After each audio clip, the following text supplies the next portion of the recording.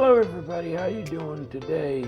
Welcome once again to your daily dose of English.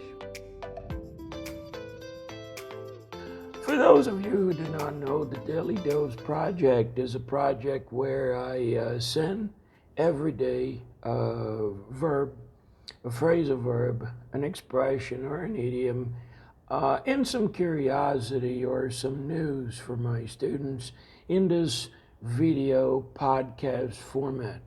So let's just get started with today's verb. Today's verb is an interesting verb. It is the verb to back. To back someone. A lot of people think that the verb back means voltar in Portuguese, but that is incorrect. The verb back in Portuguese means to support someone, to provide support to someone. Financial support could be physical support and stuff like that. So the verb back does not mean voltar. Voltar in English, we would probably use the verb go back. We would probably use the verb go and associated with the preposition back. So we'd say go back, right? So we would use the verb go and the preposition back. You cannot say, for example, I back at home yesterday. It doesn't sound right. So it would be, I went back home. So you see, I used went, which is the past of the verb go. Now, the verb back, as alone as it is, basically means to support financially. So we could say that a certain project is backed by the UN, or it's backed by a company. So it means the company is providing support, financial or otherwise. So important meaning for the verb back. Also, we use the verb back for a person to move back. Right? So for example, in association with a preposition, we would probably say back away for people to go away from where you are. So if I say, guys, please back away means to walk back from where you were. So please back away from the place for where we are. Back away. We could also use back down. Please back down everybody. We can also use that. So keep that in mind, because a lot of people from Brazil think that the verb back means to go back, and that's not the case. Back means to support someone. If you want to use the verb voltar in English, then you have to use go back home, okay? That's the basic idea of the verb back. I hope you get that, and if you have questions, you let me know. For the expression of the day, we have an interesting expression, which is to bring something to the table. When you bring something to the table, it means that you bring a new topic, a new idea, a new subject, or maybe even a contribution. You bring a contribution. So you can use, I would like to bring to the table the fact that, so to bring to the table is to add to the conversation, right? So you guys are having a meeting and you have something important to say that maybe people forgot. So you say, okay, guys, I think I have something important to bring to the table. So you see how it goes, you see how it works? That's the idea, bring to the table. For the phrasal verb of the day, we have the phrasal verb to cover up. To cover up is a phrasal verb that means basically to prevent people from finding the real, from finding the truth about something. So a cover-up normally is something that people are doing to cover something that happened, right? Cover up.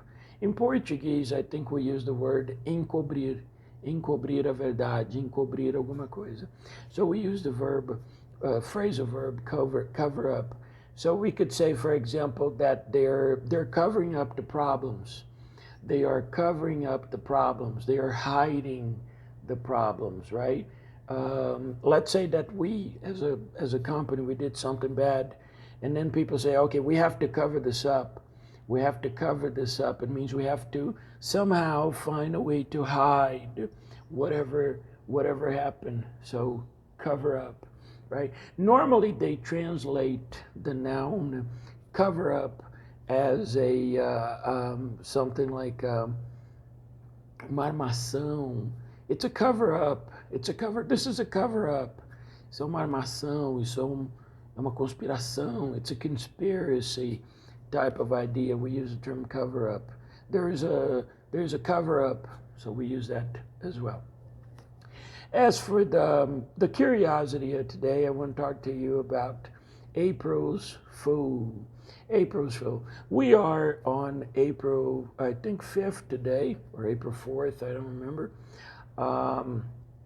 But usually there's a day in the month of April, and that is April 1st, that people usually call April's Fool. April's Fool. The word fool, I don't know if you know, means bobo, idiota, bobo, tonto. That's what the word fool means. And April Fools is the equivalent of our 1 de Abril, when people usually tell lies to each other, right? On April's 1st in Brazil, or April's Fool, we usually have a habit of, pranking people or telling stories that are not real, fooling people. That's the verb. And if you go to the internet, there's going to be a million different reasons as to why the April Fool's date exists. It exists in Brazil, and it exists in the U.S. and in Europe, and it's celebrated by many people. But what I found on the internet that was probably the best one was that somewhere in the mid 1500s and 1600s, they changed the New Year date, because the New Year used to be celebrated in April for God knows whatever reason. It used to be celebrated in April. And then they changed that date to January 1st.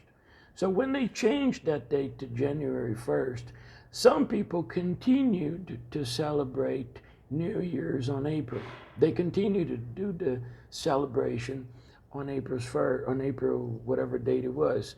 And that date got known. These people who celebrated on April were considered the fools. They were called the fools, the April Fools. So that's how the term came together and came about. It came about from the fact that a group of people were still celebrating New Year's on April instead of January, which was the new regulated date. So that's the thing, and that's the origin of April's Fool. I hope you learned something today. I really enjoyed, creating these podcasts. Remember that feel free to share with your friends, family, and anybody whom you think might benefit from this podcast. And if you're interested in having classes, English classes, I teach intermediate, advanced, and fluent speakers on business classes. We talk a lot about expressions. We talk a lot about fluency. So let me know. Send me a message. Thank you. Have a very good day, and I'll see you soon. Bye-bye.